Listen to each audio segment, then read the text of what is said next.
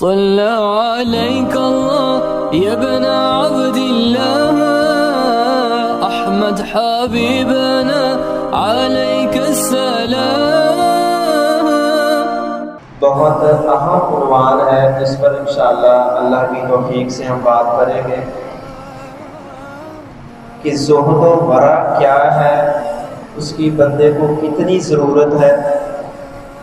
اور یہ انسان کو دنیا اور آخرت میں کس قدر فائدہ دے سکتا ہے اور اللہ کے ہاں انسان کو بلندی عطا کر سکتا ہے۔ اصل میں زہد اس چیز کا نام ہے کہ انسان اللہ رب العزت کے معاملات میں، دین کے معاملات میں دنیا کی طرف سے اور دنیا کے لوگوں کی طرف سے لاپرواہ ہو جائے۔ اگر وہ دین پر عمل کرنا چاہے، اللہ رب العزت کے قریب ہونا چاہے، تو پھر دنیا اسے ملامت کرتے رہے، لوگ اسے برا سمجھتے رہیں، لوگ اس کے بارے میں کتنی ہی باتیں کیوں نہ بنائیں، وہ اللہ رب العزت کے سوا کسی کی باتوں کی پرواہ نہ کرے۔ اور ورع اس چیز کا نام ہے کہ انسان کے اندر اللہ رب العزت کا خوف پیدا ہو، اس کے اندر تقوی والی کیفیت پیدا ہو جائے، اور اسے اللہ کی ذات کے علاوہ کسی کا ڈر اور خوف باقی نہ رہے۔ یہ دو کیفیات جب بندے میں پیدا ہوتی ہیں تب وہ زاہد بھی بن جاتا ہے اور متقی بھی بن جاتا ہے۔ اس کی مزید وضاحت کے لیے ایک حدیث مبارکہ آپ کے سامنے پیش کرتا ہوں۔ ایک صحابی حضور اکرم صلی اللہ علیہ وسلم کے پاس آئے، حاضر ہوئے، آ کر عرض کیا کہ یا رسول اللہ صلی اللہ علیہ وآلہ وسلم، مجھے کوئی ایسا عمل بتا دیں کہ جب بھی وہ میں عمل کر لوں تو میں اللہ کا بھی محبوب بن جاؤں، اللہ بھی مجھے محبت کرے اور لوگوں کی نظروں میں بھی محبوب ہو جاؤں کہ لوگ بھی میرے ساتھ محبت کرنے لگیں، مجھے کوئی ایسا عمل بتا دیں۔ حضور اکرم صلی اللہ علیہ وسلم نے ارشاد فرمایا، ازہد فی الدنیا یحبک اللہ وازہد فیما عند الناس یحبک الناس۔ آپ علیہ السلام نے دو چیزیں ارشاد فرمائی، ایک اللہ کی محبت حاصل کرنے کے لیے، ایک بندوں کی محبت پانے کے لیے۔ فرمایا کہ اس دنیا کے معاملے میں تو بے رغبت ہو جا، کہ اس دنیا میں لالچی بن کر نہ رہے کہ لوگوں کے ہاتھوں کی طرف دیکھے، لوگوں کی مال کی طرف دیکھے، ہر وقت یہ سوچتا رہے کہ فلاں مجھے دے دے، فلاں مجھے دے دے، وہاں سے اتنا مل جائے تو یہ ہو جائے، فلاں ہو جائے۔ دنیا کے مال کی، دنیا کی نعمتوں کی ہرس، ہوس اور لالچ ختم کر دے۔ یحبک اللہ، اللہ رب العزت تجھ سے محبت کرے گا تو اللہ کا محبوب بن جائے گا۔ وازہد فیما عند الناس، اور جو لوگوں کے پاس ہے، جو لوگوں کے پاس موجود ہے، اس کے بارے میں لاپرواہ ہو جا۔ یہ نہ لالچ کرتا رہے، یہ نہ سوچتا رہے کہ اس کے پاس اتنی گاڑیاں میرے پاس کیوں نہیں ہیں، اس کے پاس اتنے مکان وہ میرے پاس کیوں نہیں ہے، اس کی اتنی دولت وہ میرے پاس کیوں نہیں ہے، میں بھی وہاں سے پالوں، میں بھی اس کے پیچھے لگ جاؤں، میں بھی لالچ کے پیچھے لگ جاؤں۔ فرمایا کہ لوگوں کے مال سے بے رغبت ہو جا۔ یحبک الناس، اللہ لوگوں کو ایسا بنا دے گا کہ لوگ خود بخود تیرے ساتھ محبت کرنے لگیں گے۔ یہ دو باتیں اللہ کے نبی صلی اللہ علیہ وسلم نے ارشاد فرمائی، جو کہ اصل زہد ہے، اصل دنیا سے بے رغبتی کا اظہار ہے، اور اللہ کے ہاں اچھا اور محبوب بننے والی بات ہے۔ اس میں عام طور پر کچھ غلط فہمی بھی ہو جاتی ہے۔ ہمارے جو صوفیاء ہیں انہوں نے کچھ غلط فہمیاں پھیلائی ہیں، ان کے طرز عمل سے ہم نے یہ سمجھ رکھا ہے زہد اس چیز کا نام ہے کہ انسان دنیا سے بالکل لا تعلق ہو جائے، اپنا سب کچھ دنیا میں چھوڑ دے، اپنے گھر والوں کو چھوڑ دے، بیوی بچوں کو چھوڑ دے، دنیا میں محتاج بن جائے، خود نہ کمائے اور لوگوں کے مال کا محتاج بن کر لوگوں کے مال پر پلنے والا بن جائے۔ یہ زہد نہیں ہے، یہ رسول اللہ صلی اللہ علیہ وسلم نے بھی نہیں اپنایا، نہ صحابہ کی زندگی میں نظر آئے گا، بلکہ اللہ کے نبی صلی اللہ علیہ وسلم نے ایسے فقر و فاقہ سے اللہ کی پناہ مانگی ہے کہ میں لوگوں کے سامنے ہاتھ پھیلانے والا بن جاؤں، میں محتاج بن جاؤں، لوگوں کا محتاج بن کر زندگی گزاروں کہ لوگ خرچ کریں تو میری زندگی گزرے، لوگ ہاتھ روک لیں تو میں بالکل دنیا میں بے یار و مددگار ہو جاؤں۔ اس سے تو آپ نے اللہ کی پناہ مانگی ہے، یہ زہد نہیں ہے کہ انسان ایسا وہ جس طرح کے عیسائیوں میں ایک رواج تھا، ان کے پوپ اور راہب تھے جس کو رہبانیت کہتے، کہ وہ دنیا کو چھوڑ کر گھروں میں اپنے کلیسوں میں چلے جاتے، دنیا کی پرواہ ہی نہ ہوتی، اس کو اسلام پسند نہیں کرتا۔ دنیا میں بھی رہو، اللہ رب العزت نے خود قرآن پاک میں ارشاد فرمایا وَلَا تَنْسَ نَصِيبَكَ مِنَ الدُّنْيَا، کہ نبی اس دنیا کی زندگی میں سے اپنا حصہ حاصل کرنا اس کو بھی مت بھولیے۔ یہاں بھی اللہ نے تمہارا حصہ رکھا ہے، وہ اس کو حاصل کرو اور اس کے ذریعے اپنی دنیا کو بھی بہتر بناؤ کہ تم دوسروں کے محتاج نہ رہو، لیکن دنیا کے ایسے لالچی بن کر نہ رہو کہ تمہیں دنیا کے پیچھے آخرت کو بھول جاؤ، اللہ کے حکام کو بھول جاؤ، تمہیں پرواہ ہی نہ ہو کہ میں کس کا بندہ ہوں، مجھے اللہ نے کس کام اور کس مقصد کے لیے پیدا کیا۔ اگر تم اس کو بھی بھول گئے تو پھر تم زاہد نہیں ہو، اللہ کے محبوب نہیں ہو، چاہے دنیا میں اور جو کچھ بھی ہو جاؤ، جتنا مرضی عہدہ اور سٹیٹس پا لو، تم اللہ کی نظر میں زاہد نہیں ہو، اللہ کے محبوب نہیں ہو۔ حضور اکرم صلی اللہ علیہ وسلم نے چھوٹی چھوٹی چیزوں کی پرواہ کی ہے۔ آپ نے جب صحابہ کی تربیت کی تو چھوٹی چھوٹی باتوں پر تربیت کی ہے۔ ایک موقع پر حضرت عائشہ رضی اللہ تعالیٰ عنہ نے دوسری مرتبہ کھانا کھانے لگی، یعنی پہلی مرتبہ کھانا کھا لیا، دوسری مرتبہ کھانا کھانے لگی، تو رسول اللہ صلی اللہ علیہ وسلم نے فرمایا کہ عائشہ، کیا تمہاری زندگی فقط کھانے کے لیے ہے؟ تمہیں اللہ نے پیدا اس لیے کیا کہ بس کھانے پینے کی فکر رہ جائے؟ کیا تمہاری مشغولیت یہی ہے؟ اس کے علاوہ دنیا میں اور کچھ نہیں ہے تمہارے لیے کہ تمہیں اس کی بھی فکر ہو؟ حالانکہ رسول اکرم صلی اللہ علیہ وسلم کا گھرانہ ایسا تھا کہ حضرت عائشہ خود فرماتی ہیں کہ کئی دن، تین دن بھی ایسے گزر جاتے کہ ہمیں جو کی روٹی بھی کھانا نصیب نہیں ہوتی تھی رسول اللہ صلی اللہ علیہ وسلم کے گھر میں۔ لیکن اگر کہیں دوسری مرتبہ کھانا مل جاتا تو اللہ کے نبی صلی اللہ علیہ وسلم تربیت کے لیے اس بات سے بھی روک دیتے، کہیں تمہارے دل میں دنیا کی ہوس پیدا نہ ہو جائے، کہیں تم یہ نہ سمجھنے لگ جاؤ کہ فقط کھانا پینا، اچھے سے اچھے لباس، اچھے سے اچھے گھر، اچھے سے اچھی گاڑیاں اور دنیا میں ایک دوسرے کے مقابلے میں فخر کرنا یہی زندگی ہے۔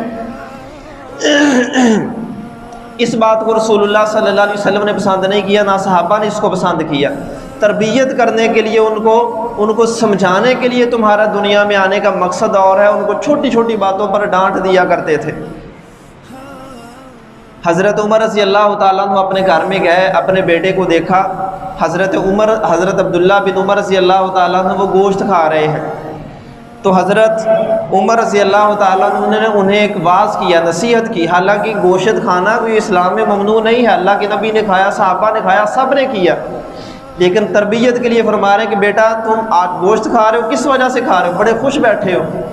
کہنے لگے کہ آج میرا دل کیا تھا کہ میں گوشت کھاؤں، اس لیے میں گوشت خرید کر لایا اور اس کو کھا رہا ہوں، اس لیے آپ کو نظر آ رہا ہوں کہ میں ذرا خوش ہوں۔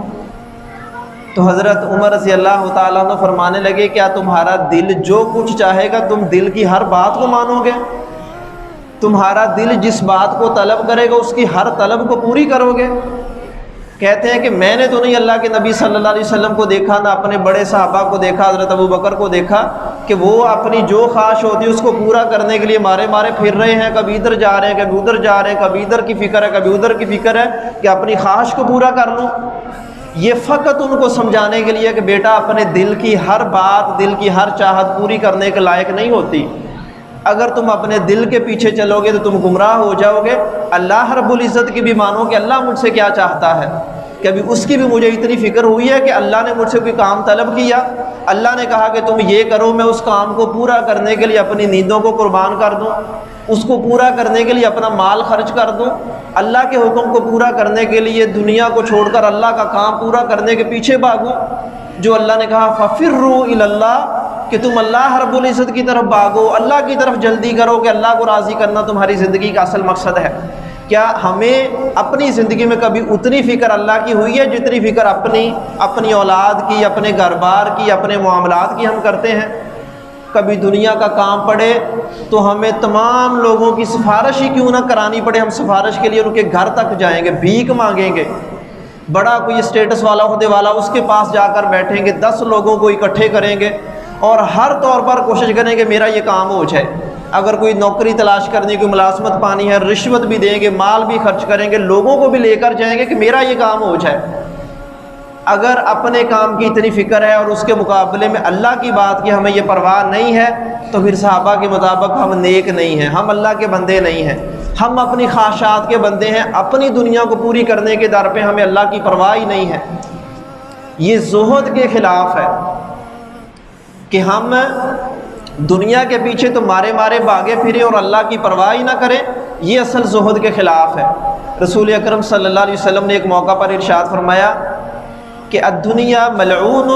و ملعون ما فیہا، کہ جب تم فقط دنیا دار بن جاؤ گے، دنیا کے پیچھے بھاگو گے، تمہیں اللہ کی پرواہ نہیں رہے گی، دین کی پرواہ نہیں رہے گی، ایسے بندوں کو دیکھ کر اللہ کے نبی نے فرمایا تھا کہ یہ دنیا لعنت والی چیز ہے اور اس میں جو کچھ ہے وہ لعنت والا ہے اگر وہ تم کو اللہ سے دور کر رہا ہے۔ اگر یہ دنیا کی چیزیں، دنیا کے معاملات تمہیں اللہ کے قریب کرنے والے تو رحمت ہیں، اگر اللہ سے دور کرنے والے یہ رحمت نہیں ہے، لعنت کا باعث ہے، ہمیں اللہ سے دور کر کے جہنم کی طرف لے کر جائیں گے۔ قرآن پاک میں کبھی پڑھیں، آج میں نے دیکھا کہ لفظ حیات الدنیا، دنیا کی زندگی کے بارے میں اللہ نے ہمیں تصور کیا دیا ہے۔ میں نے یہ لفظ لکھ کر دیکھا 100 سے زیادہ مرتبہ اللہ نے اس دنیا کی زندگی کی حقیقت ہمیں بتائی ہے فقط اپنی کتاب میں۔ ایک ایک آیت پڑھ کر جائیں ہمیں واضح ہو کہ اللہ کی نظر میں اس دنیا کی زندگی کی اہمیت کیا ہے، جس کے پیچھے ہم ساری زندگی قربان کر دیں اور آخر وقت میں خیال آئے کہ میں نے اللہ کے لیے تو کچھ کیا ہی نہیں،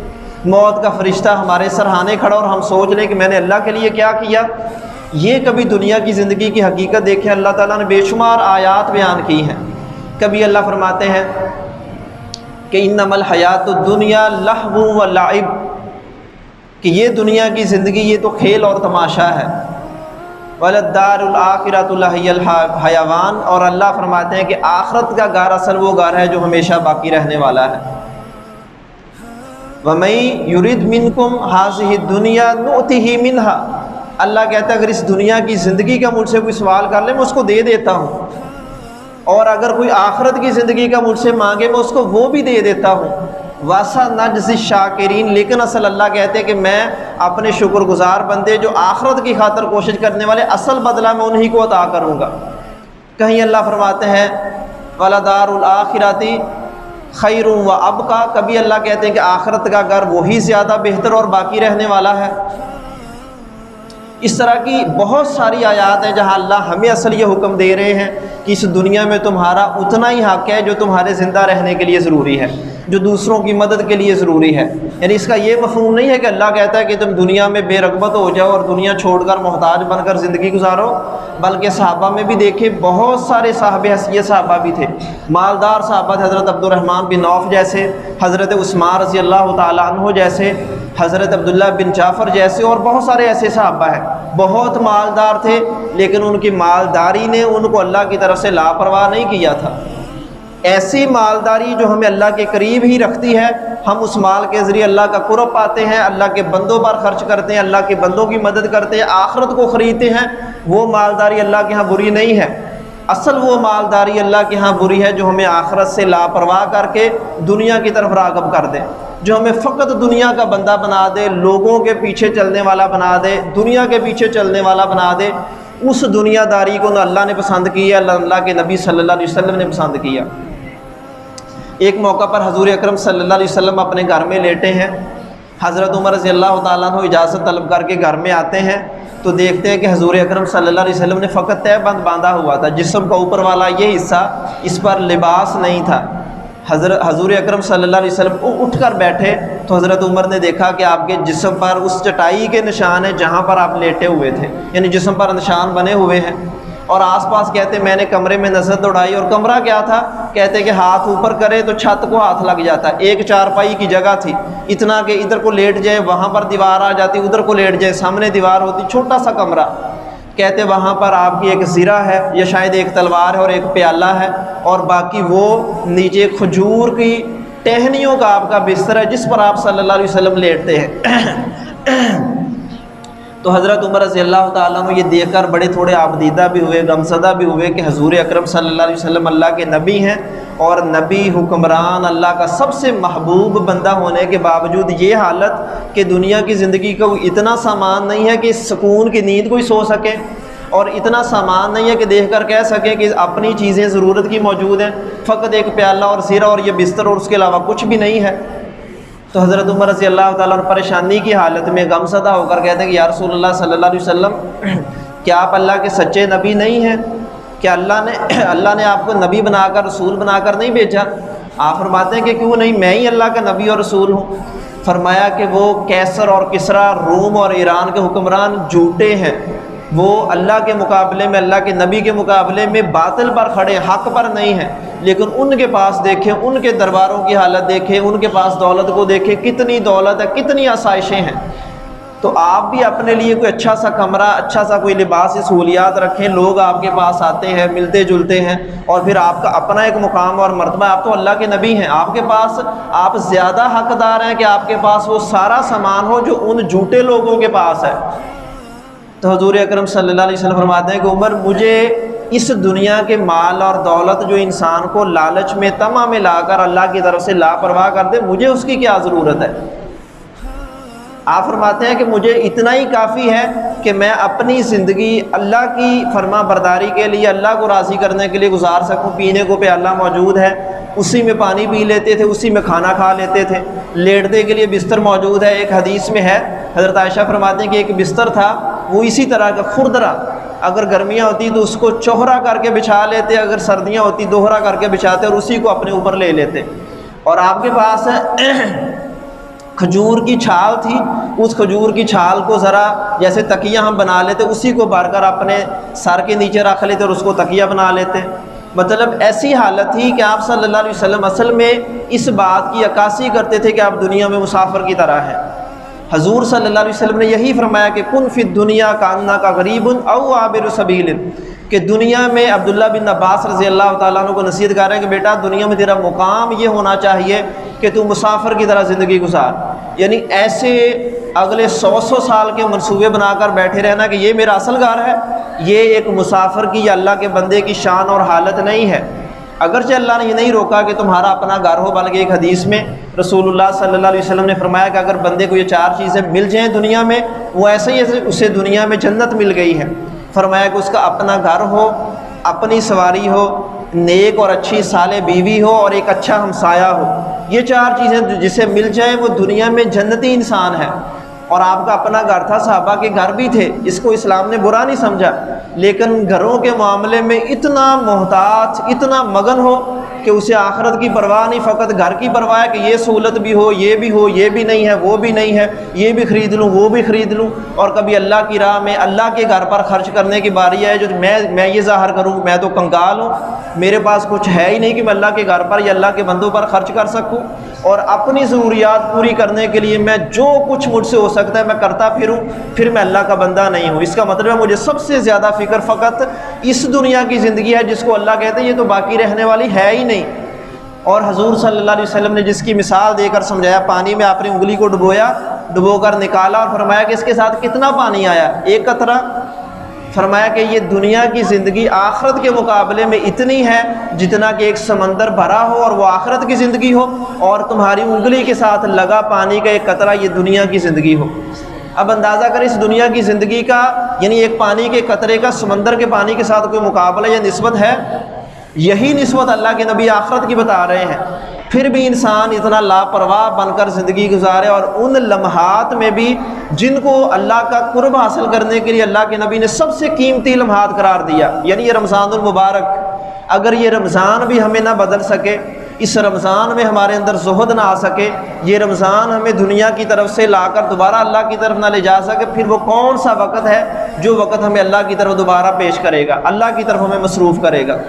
یعنی سب سے بہترین وقت اس دنیا میں، سب سے بہترین زمانہ یا وقت یا مہینہ یا دن اور رات وہ رمضان المبارک کے ہیں، جب اللہ شیاطین کو جکڑے ہوئے ہیں، جنت کے دروازے کھولے ہوئے ہیں، جہنم کے دروازے بند کیے ہوئے ہیں، صبح اور شام میں ہماری دعائیں قبول کر رہا ہے، صبح و شام ہمیں اللہ جہنم سے آزاد کر رہا ہے، اور اللہ ہاتھ پھیلا کر کہتا ہے کون ہے مجھ سے مانگے میں اس کو عطا کر دوں۔ تو اس وقت میں بھی اگر ہماری دنیا کی ہوس، لالچ اور طمع ختم نہ ہو، پھر وہ کون سا وقت ہے جب اس طمع کو ہم ختم کر سکتے ہیں؟ اس لیے اس وقت کو قیمتی سمجھیں، اس رمضان کو قیمتی اور مبارک سمجھیں کہ ہماری دنیا کی ہوس، لالچ اور طمع کم ہو جائے، ہم اللہ کی طرف پلٹنے والے بن جائیں، اللہ کی طرف رجوع کرنے والے بن جائیں۔ حضرت عائشہ رضی اللہ تعالیٰ عنہ ایک مرتبہ انہوں نے ایک اچھا لباس پہنا، خوبصورت لباس دیکھ کر اس کو بڑا خوش ہونے لگی، تو حضرت ابو بکر رضی اللہ تعالیٰ عنہ آئے، ان کے والد تھے، آ کر بیٹی کو جب دیکھا کہ اتنا خوش ہو رہی ہے تو فرمایا کہ تم اس لباس نے تمہارے اس لباس نے تمہارے اندر غروب اور عجب پیدا کر دیا۔ یعنی تکبر کی یہ علامت ہے کہ انسان اپنے لباس پر، اپنے گھر پر، اپنی سواری پر، اپنی نعمتوں پر متکبر بنے، اتنا خوش ہونے لگے کہ اس جیسی چیز ہی کسی کے پاس نہیں ہے، یا یہ چیزیں ہیں انہی کی فکر کرے کہ میرے پاس دنیا میں سب سے بہترین لباس آ جائے، میرا گھرانہ سب سے بہترین اور زیادہ نعمتوں اور آسائشوں والا بن جائے، میرے پاس ہر چیز دنیا میں سب سے اچھی ہو، لیٹسٹ ماڈل میرے پاس ہر چیز کے موجود ہوں، پھر اپنے آپ کو انسان مغرور بنائے، متکبر بنائے کہ میرے پاس اتنا کچھ۔ حضرت ابوبکر رضی اللہ تعالیٰ عنہ نے جب یہ چیز دیکھی تو اپنی بیٹی کو روکا اور سمجھایا، بیٹی جب تیرے اندر یہ چیز آ جائے تو پھر تم اپنی آخرت کو خراب کر رہی ہو، تم دنیا کو پسند کر رہی ہو، اس دنیا نے تمہیں گمراہ کر دیا کہ تمہیں آخرت کا خیال ہی نہیں ہے۔ جب تک تم اس کے مقابلے میں اللہ کی راہ میں صدقہ خیرات نہ کرو، یا جب تک تمہارے دل سے ان چیزوں کی محبت ختم نہیں ہوگی، تب تک تم اللہ کی محبوب نہیں بن سکتی۔ حضرت عائشہ فرماتی میں نے فوراً اپنا وہ لباس یا فراق جو بھی تھا وہ میں نے اللہ کی راہ میں صدقہ کیا، تو حضرت ابوبکر فرماتے اب تم اپنی پہلی حالت پر واپس آئی ہو۔ مطلب کیا ہے کہ اسلام روکتا نہیں ہے کہ تم اچھا لباس نہ پہنو، بلکہ خود رسول اللہ صلی اللہ علیہ وسلم نے فرمایا، ایک بندہ آیا آپ کے پاس، بڑا اس کے الجھے ہوا اس کا سر تھا، بکھرے ہوئے بال تھے، بالوں پر مٹی پڑی ہوئی، منہ پر جسے کہتے ہیں کہ مٹی میں اٹا ہوا، اس کا بالکل خراب اور لباس پہنا ہوا کہ جیسے مہینے گزر چکے، کبھی نہایا نہیں ہے، لباس نہیں بدلا۔ تو آپ صلی اللہ علیہ وسلم پوچھتے ہیں کہ تجھ پر اللہ کی کوئی نعمت نہیں ہے؟ تمہارے پاس کوئی اللہ کی نعمتوں میں سے کوئی نعمت نہیں ہے؟ کہنے لگا کیوں نہیں یا رسول اللہ صلی اللہ علیہ وسلم، میرے پاس اتنے ریوڑ ہیں جانوروں کے، یعنی اس دور میں جانوروں کے ریوڑ ہونا یہی امیری کی علامت تھی۔ تو آپ صلی اللہ علیہ وسلم نے فرمایا کہ اگر تیرے پاس اللہ کی اتنی نعمتیں ہیں تو اللہ یہ پسند کرتا ہے کہ اس کی نعمتوں کے اثرات تمہارے جسم پر بھی نظر آئیں۔ یعنی اتنی نعمتیں حاصل کرنے کے بعد تم ایسے ظاہر کرو کہ میں دنیا کا کنگال ترین انسان ہوں، میرے پاس کوئی نعمت ہی نہیں ہے۔ اور دوسرے موقع پر فرمایا کہ ان اللہ جمیل یحب الجمال، کہ اللہ خود بھی بڑا خوبصورت، طہارت پسند، صفائی پسند ہے، اور تمہارے اندر بھی انہی خوبیوں کو پسند کرتا ہے۔ گویا طہارت، صفائی، پاکیزگی، خوبصورتی اسلام میں ممنوع نہیں ہے۔ پھر ممنوع کیا ہے جس سے اللہ کے نبی روک رہے ہیں، صحابہ روک رہے ہیں؟ وہ انسان کا مغرور اور متکبر ہونا ہے کہ اپنے پاس جو نعمتیں ہیں ان کے بارے میں اتنا خوش فہم ہو جائے کہ جیسے سمجھے کہ میں ہی ساری آخرت اپنی زندگی تک ان کا مالک ہوں، اور یہی وہ نعمتیں ہیں جو مجھے باقی رکھے گی، اور باقی اللہ کو راضی کرنے کا وقت ہی نہ ملے، سارا وقت ان نعمتوں کو حاصل کرنے میں اپنی خوبصورتی اور آسائشوں میں گزار دے۔ یہ بری چیز ہے جس کو رسول اللہ صلی اللہ علیہ وسلم نے ناپسند فرمایا تھا۔ صحابہ اکرام یعنی وہ ایک مرتبہ اچھا کھانا دیکھ لیتے، حضرت عبد الرحمن بن عوف رضی اللہ تعالیٰ نے ایک دن افطاری کا ٹائم تھا، افطاری کرنے لگے تو ان کے پاس گوشت تھا، شوربہ وغیرہ وہ لایا گیا اور نعمتیں تھیں، تو کھانے لگے۔ کھانے سے پہلے یعنی طبیعت تھوڑی جیسے خراب ہوئی، رونے لگے، اس کو اپنے پاس رکھا ہوا ہے، لوگ پوچھ رہے ہیں کہ آپ کو کیا ہوا ہے؟ فرمانے لگے کہ مجھے صحابہ اکرام کو وقت یاد ہے، حضرت مصعب بن عمیر جیسے صحابہ رضی اللہ تعالیٰ عنہم، کہ وہ جب اسلام لائے تھے اس سے پہلے بہت امیر گھرانے شہزادے تھے، ایک دن میں 2 مرتبہ لباس بدلنے والے، ایسی خوشبو لگانے والے کہ ان جیسی خوشبو مکہ میں کسی کے پاس ہوتی نہیں تھی۔ لیکن جب اسلام قبول کیا تو اللہ کے نبی کی تربیت پانے کے بعد وہ سارے لباس ختم ہو گئے، بلکہ ایک موقع پر آپ صلی اللہ علیہ وسلم کے پاس آتے تو اس طرح کا لباس ہے جسے ہم ٹاٹ کہتے ہیں، ٹاٹ جو بچے ہمارے نیچے بچھا کر اس کے اوپر بیٹھتے ہیں، بوریاں جسے ہم کہتے ہیں، بوریاں، کیا اس کا لباس ہم پہن سکتے ہیں؟ وہ لباس ان کے گرد پہنا ہوا ہے، اس کو اپنے گرد لپیٹا اللہ کے نبی کے پاس آتے ہیں تو حضور صلی اللہ علیہ وسلم بھی ان کے بارے میں فرماتے ہیں کہ اس بندے نے یہ سب کچھ جو ناز و نعمت چھوڑا ہے یہ اللہ رب العزت کے لیے چھوڑا ہے، مطلب کسی نے مجبور نہیں کیا تھا اس کو، فقط اللہ کے لیے اپنا گھر بار سب کچھ چھوڑ کر آیا۔ پھر آپ نے ان کے بارے میں باتیں کی، تعریف کی، اور کہنے کے بعد آپ نے فرمایا کہ مجھے تمہارے بارے میں کسی اور چیز کا ڈر نہیں ہے، یعنی تمہارے بعد میں ایسا وقت بھی آئے گا کہ انسان ایک دن میں 2 مرتبہ بھی لباس اپنا تبدیل کرے گا اور عجب اور تکبر کا شکار ہوگا۔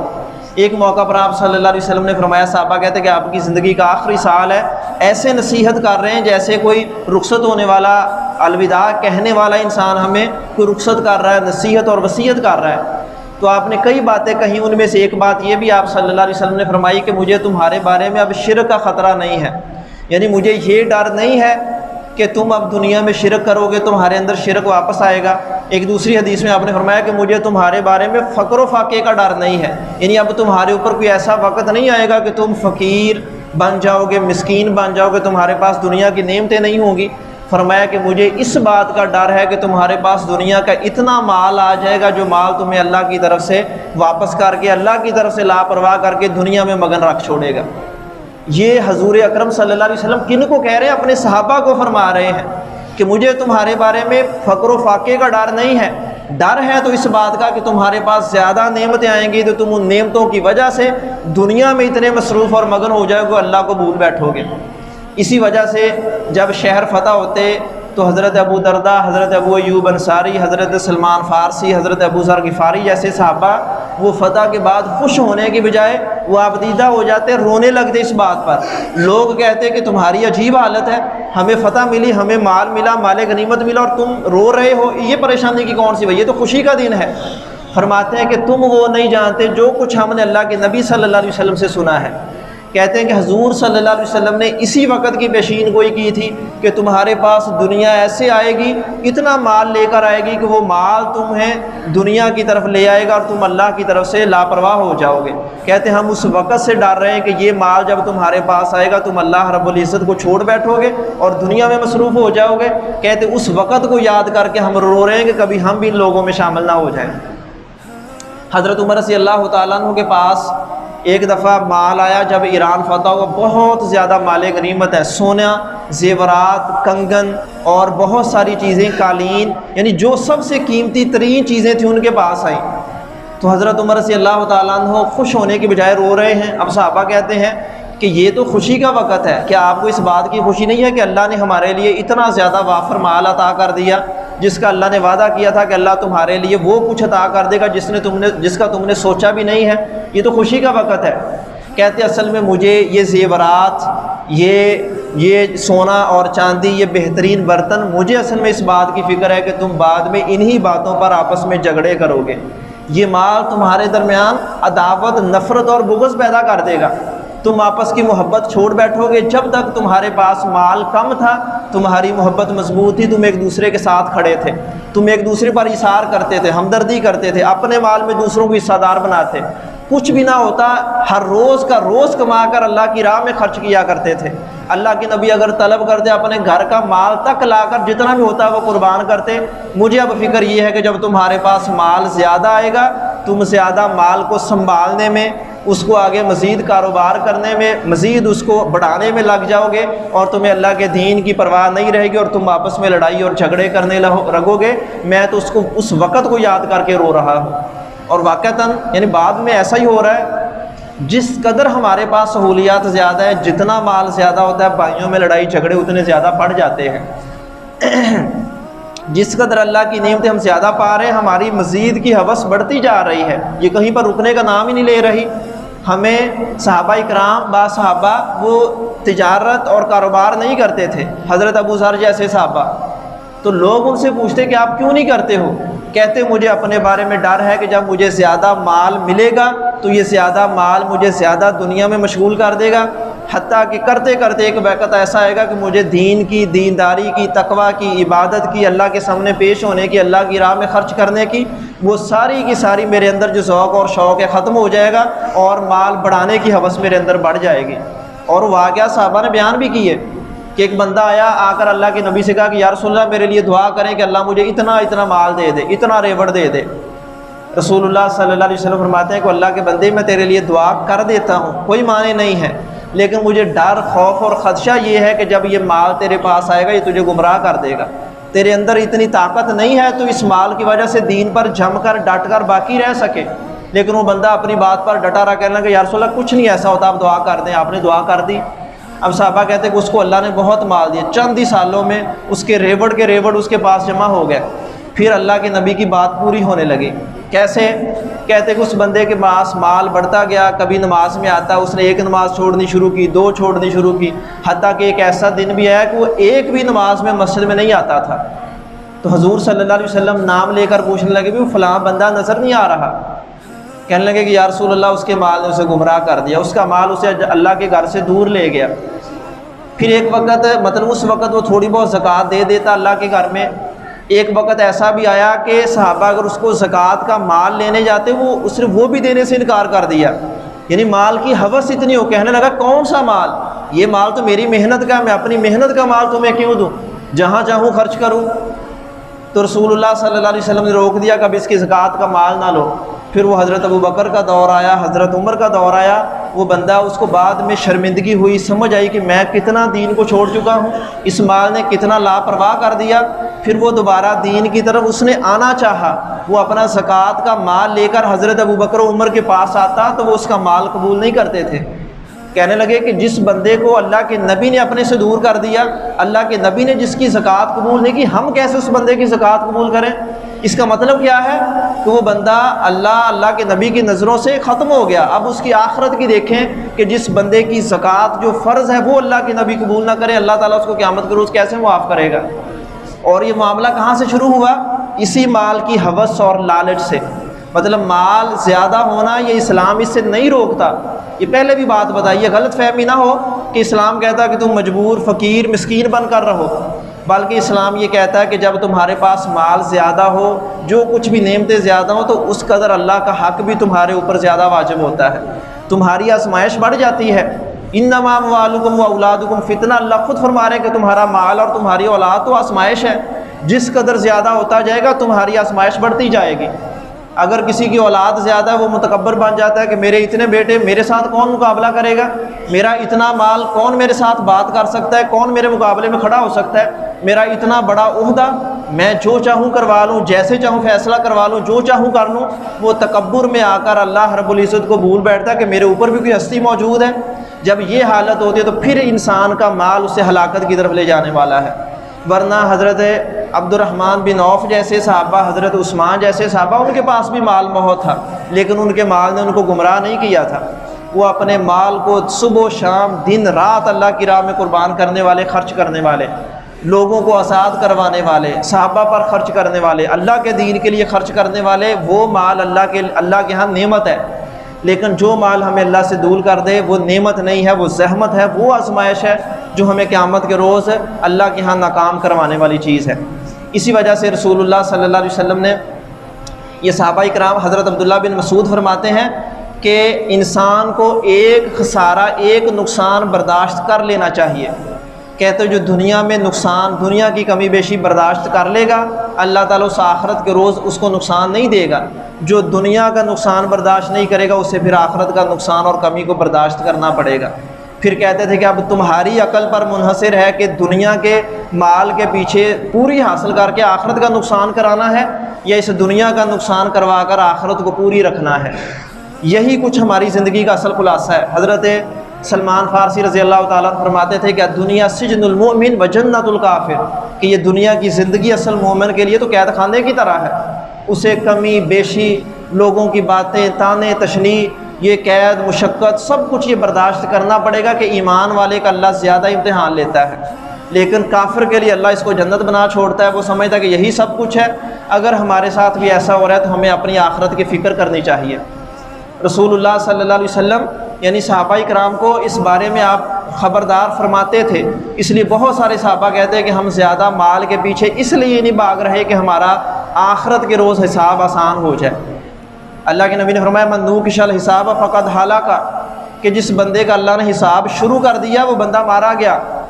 مطلب کیا ہے کہ وہاں پر اللہ نے اگر یہ شروع کر دیا کہ بھائی کتنا مال کمایا،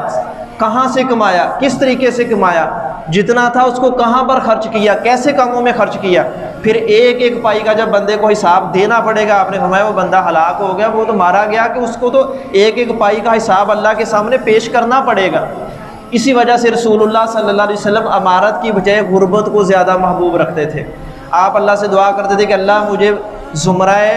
مساکین جو مسکین اور یتیم ہیں ان میں مجھے زندہ رکھنا اور انہی کے ساتھ مجھے آخرت کے روز اٹھانا۔ وجہ کیا تھی کہ آپ صلی اللہ علیہ وسلم نے فرمایا کہ اللہ تعالیٰ 40 سال پہلے عام لوگوں سے 40 سال پہلے غریب مسکین اور فقراء کو جنت میں داخل کرے گا، اور اللہ ان کا حساب تھوڑا لے گا کہ جن کا مال اور نعمتیں کم تھیں۔ اب یہ گویا کہ ہم دنیا میں اگر زیادہ ہمارے پاس آسائشیں اور مال ہیں، یہ بری چیز نہیں ہے، بری تب بنے گی جب ہم اس کو برائی میں استعمال کریں گے، دین کا حق بھول جائیں گے۔ کبھی اللہ کے گھروں کا خیال نہیں کیا، کبھی ہمسائے کا خیال نہیں کیا، کبھی رشتہ دار کا نہیں سوچا، کبھی غریب مسکین کا نہیں سوچا، اور بس یہ ہوس ہے کہ جہاں سے بھی آتا ہے جہاں آئے حلال ہے یا حرام ہے۔ ایک صحابی کہتے ہیں کہ مدینہ کی ایک عورت کے پاس ایک بندے نے پوچھا کہ بھئی یہاں پر غریب گھرانہ کون سا ہے؟ اسے بتایا گیا فلاں عورت، وہ بیوہ عورت ہے، اس کے پاس جاؤ۔ وہ جا کر اس کو 1000 دینار کی تھیلی دینے لگے تو عورت پوچھتی ہے کہ میں سب سے غریب عورت نہیں ہوں، وہ فلاں مجھ سے بھی زیادہ غریب اور مسکین ہے۔ وہ وہاں پر جاتے ہیں، اب ان کا ایمان دیکھیں، وہ عورت کہتی ہے کہ میں بھی سب سے غریب نہیں، مجھ سے زیادہ غریب اور مسکین وہاں موجود ہے۔ اور ہمارا حال دیکھیں کہ یہاں جہاں پر علم ہو کہ یہاں پر مال کوئی فری میں مل رہا ہے، چاہے وہ صدقے کا، خیرات کا، حلال کا، حرام کا، ہزاروں ہاتھ اس کو لینے والے موجود ہو تو یہ پرواہ نہیں ہوتی ہمارے لیے خیر ہے کہ شر ہے، یہ مجھ سے زیادہ حقدار بھی یہاں پر موجود ہے کہ نہیں ہے۔ صحابہ اکرام کم از کم وہ ایسا نہیں کیا کرتے تھے، وہ ان فتنوں اور حساب کے ڈر سے اپنے آپ کو اس لمٹ پہ رکھتے کہ اللہ رب العزت کے ہاں کبھی ہمیں حلال اور حرام کا یہ امتحان نہ دینا پڑے۔ حضرت عمر بن عبدالعزیز رحمہ اللہ تعالی وہ اپنا وظیفہ بہت کم رکھا، اگر کہیں گھر میں کوئی زیادہ چیز بن گئی اپنا وظیفہ اتنا ختم کر دیتے، اگر کوئی اچھی چیز اپنے بیٹے نے اس نے کبھی صدقے کا ایک سیب تھا اپنے منہ میں ڈالا، وہ زبردستی نکال دیا تو ان کی بیوی کہنے لگی آپ کو اپنی اولاد پر ترس نہیں آتا؟ وہ کہنے لگے کہ اگر میں دنیا میں ان پر ترس کر لوں تو میں آخرت میں ان کو جہنم کی آگ میں جلتا ہوا نہیں دیکھ سکتا، تو یہاں پر میں ان پر سختی کر لیتا ہوں تاکہ یہ آخرت کے عذاب سے بچ جائے۔ حضرت عمر ایسے ہی کرتے تھے، حضرت ابوبکر ایسے کرتے تھے، سارے صحابہ اپنی اولاد کے معاملے میں ایسے ہی تھے۔ وہ اس بات کے پریشان نہیں ہوتے تھے کہ ہم دنیا میں کتنا زیادہ مال دے کر جائیں، بلکہ اس بات پر پریشان ہوتے تھے کہ ہم ان کی تربیت اچھی کر کے جاتے ہیں کہ نہیں جاتے، کیا یہ اللہ کو راضی کرنے والے ہیں کہ نہیں ہیں۔ اگر وہ اللہ کو راضی کرنے والے نہیں، جتنا بھی مال مل جائے وہ ہمارے لیے بھی اور ان کے لیے بھی آخرت کے روز پریشانی کا باعث بنے گا۔ زہد اس چیز کا نام ہے کہ ہم اللہ رب العزت کو راضی کرنے والے بنیں، چاہے تھوڑا ہے یا زیادہ ہے۔ اللہ دونوں صورتوں میں ہمیں آزماتا ہے، کبھی زیادہ دے کر اللہ آزماتا ہے۔ اللہ تعالیٰ فرماتے ہیں کہ نبی اگر ہم ان لوگوں کو زیادہ مال دے رہے ہیں تم یہ نہ سمجھو کہ ہم ان کے ساتھ بھلائی کر رہے ہیں، بلکہ ایک جگہ فرمایا وَلَا تَمُدَّنَّ عَيْنَيْكَ إِلَىٰ مَا مَتَّعْنَا بِهِ أَزْوَاجًا مِّنْهُمْ زَهْرَةَ الْحَيَاةِ الدُّنْيَا لِنَفْتِنَهُمْ فِيهِ، کیا نبی اپنی آنکھیں پھاڑ پھاڑ کر اس مال کی طرف نہ دیکھو جو ہم نے ان لوگوں کو عطا کیا، کہ تم یہ سمجھتے ہو کہ یہ ہم نے ان پر کوئی احسان کرتے ہوئے دیا یا وہ اللہ کے کوئی زیادہ محبوب ہے کہ اللہ نے زیادہ دیا، بلکہ اللہ فرماتے ہیں میں نے ان کو آزمائش کے لیے دیا ہے، اگر وہ اس آزمائش میں پورا اتریں گے تو پھر تو ٹھیک ہے، ورنہ یہ ان کے لیے تباہی کا باعث بن جائے گا۔ وَرِزْقُ رَبِّكَ خَيْرٌ وَأَبْقَىٰ، نبی جو رب نے آپ کو رزق دیا ہے جتنا بھی دیا ہے اس پر راضی ہو تو یہ تمہارے لیے بہتر اور باقی رہنے والی چیز ہے۔ اس لیے زیادہ کی ہوس رکھنے کی بجائے تھوڑا بھی ہے قناعت کر لیں، اللہ کی راہ میں خرچ کرنے والے بنیں، اللہ کے گھروں پر خرچ کریں، اللہ کو راضی کرنے والے بنیں، یہ ہمارے لیے خیر کا باعث ہے۔ یہی اصل زہد ہے جس زہد کی طرف اللہ کے نبی صلی اللہ علیہ وسلم ہمیں لانا چاہتے ہیں۔ اللہ رب العزت سے دعا ہے کہ ہمیں اصل زاہد انسان بنائے، دنیا میں آخرت کی تیاری کی توفیق دے، دنیا کے فتنوں سے اللہ ہمیں محفوظ فرمائے۔ وآخر دعوانا ان الحمد للہ رب العالمین۔